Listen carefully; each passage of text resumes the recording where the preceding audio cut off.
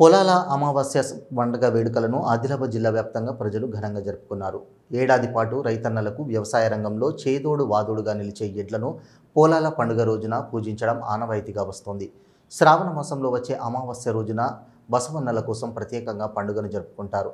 ఈ నేపథ్యంలో జిల్లా కేంద్రంతో పాటు గ్రామీణ ప్రాంతాల్లో పొలాల పండుగను వైభవంగా నిర్వహించారు.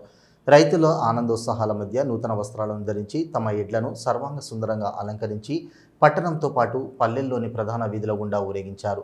ఇంటిల్లిపాది ఉపవాసాన్ని ఆచరించిన భక్తులు ఎడ్లకు నైవేద్యం సమర్పించిన తర్వాతనే ఉపవాసాన్ని విరమించనున్నారు. నా పేరు మిట్టిపల్లి రాజారెడ్డి, విలేజ్ పెద్దకప్పు. మేము పొలాల పండుగ ప్రతి సంవత్సరం జరుపుకోవడం జరుగుతుంది.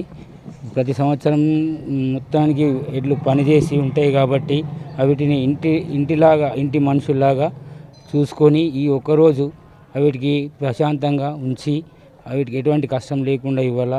ఒకరోజు ముందుగా వీటి బరువులు దించేసి సంవత్సరం అంతా చేసిన కష్టమంతా వీటికి బాధ కలగకుండా ఉండాలని చెప్పి బరువులు దించేస్తాం. కాబట్టి ఇవాళ పొలాల అమావాస్య కాబట్టి ఊళ్ళో మంచిగా వీటిని ప్రశాంతంగా ఊళ్ళో పోచమ్మ గుడి, హనుమల గుడి తింపుకొని వీటికి నైవేద్యాలు పెట్టడం జరుగుతుంది.